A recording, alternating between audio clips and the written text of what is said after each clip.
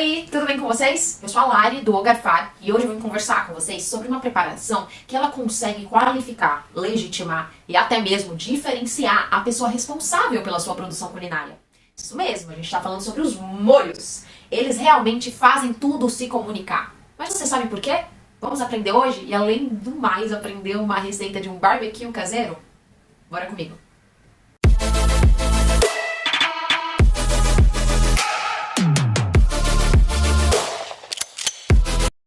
Acredito que não seja tão difícil assim de entender por que os molhos são tão essenciais. Por que eles conseguem, de fato, diferenciar um profissional. Entender se esse profissional conhece ou não determinada técnica, ou então se esse profissional consegue ser criativo na cozinha. Porque os molhos, galera, eles têm diversas finalidades, funções, e ao longo do tempo ele foi também tendo diversos usos. Vamos falar um pouquinho sobre as funções dos molhos? Bem, primeira função, sabor.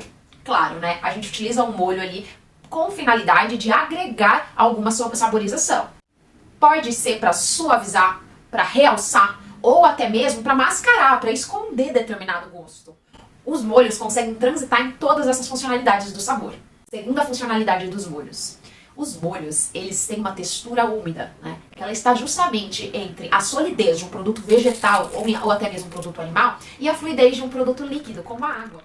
Por ele ter geralmente esses dois grupos, né, tão distantes um do outro, ele consegue entrar em um papel intermediário ali na preparação e gerar maior sensação agradável ao comensal consumir aquele produto, porque a textura dele em boca acaba tendo essa sensação.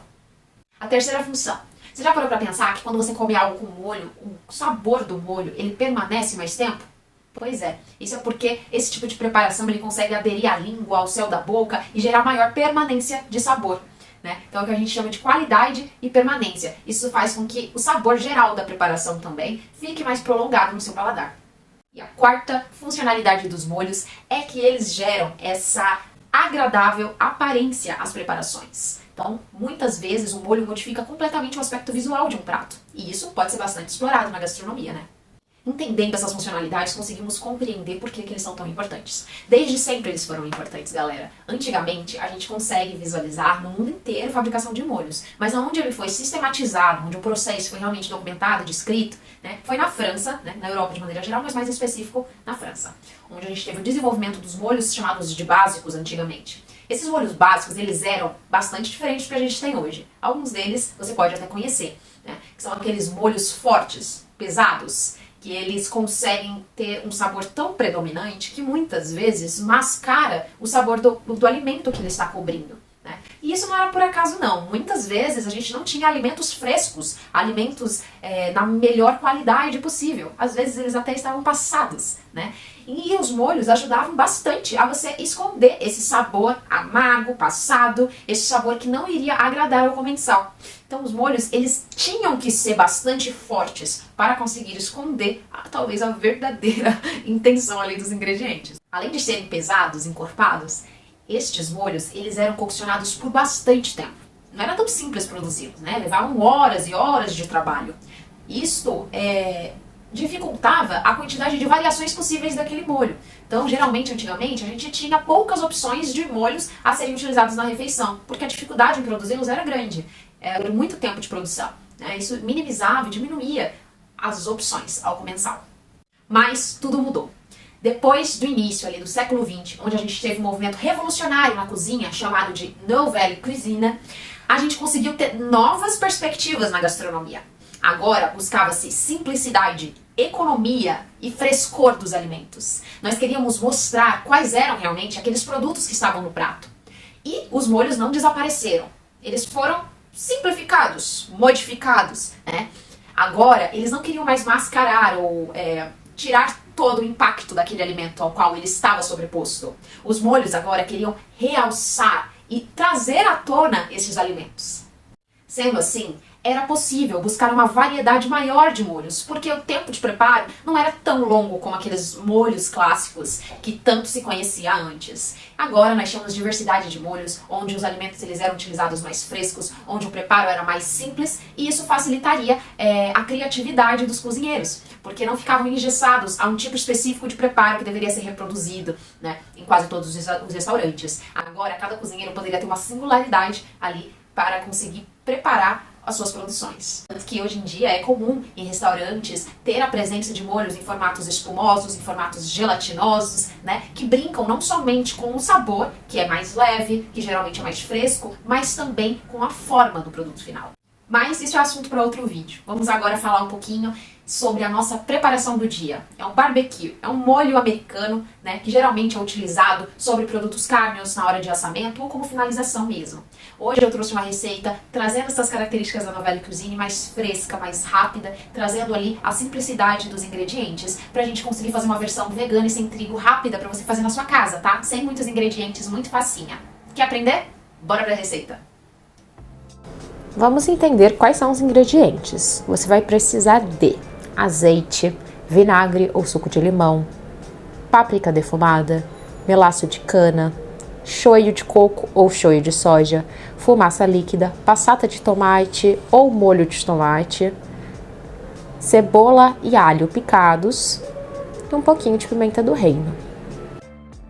Com a panela funda de cabo longo, você vai colocar o alho e a cebola para refogar um pouco. Neste momento, não precisa colocar a gordura ainda. Ligue no fogo médio para baixo e vá mexendo de vez em quando, soltando as pétalas da cebola e vá mexendo de vez em quando. O objetivo aqui é caramelizar tanto a cebola quanto o alho, para trazer esse ar defumado para o nosso molho. E depois de mexer um pouquinho, quando você perceber que o fundo da panela ficou bem caramelizadinho, já pode colocar o seu molho de tomate, a sua passata de tomate e vamos mexendo um pouquinho, deixar aí por 5 minutinhos cozinhando, tá? Mexendo de vez em quando.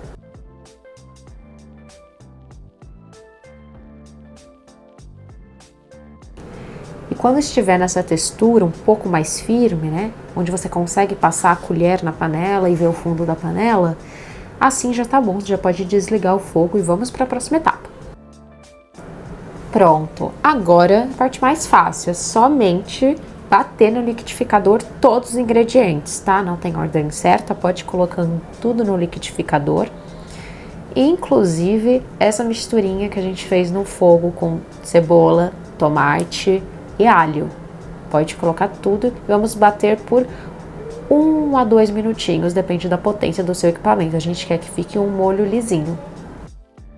Você acredita que já tá pronto? Só precisa agora colocar numa molheira, colocar num potinho hermético. Você pode conservar na geladeira por 5 dias, sem problema nenhum. Ou então congelar por até 90 dias.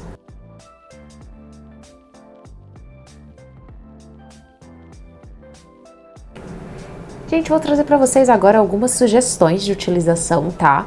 Essa aqui é uma fatia de pão rústico que nós comercializamos, este pão de fermentação natural. Ele com um pouquinho do molho barbecue e uma fatia, né, um pedaço do queijo de inhame, que inclusive se vocês quiserem, posso ensinar vocês como que faz, ele até gratina, olha que lindo. Fica delicioso. Aqui também eu finalizei com um pouquinho de orégano e melaço de cana. Ficou maravilhoso. Vocês também podem utilizar em hambúrguer, podem utilizar como acompanhamento de batata rústica. Eu espero muito que vocês façam.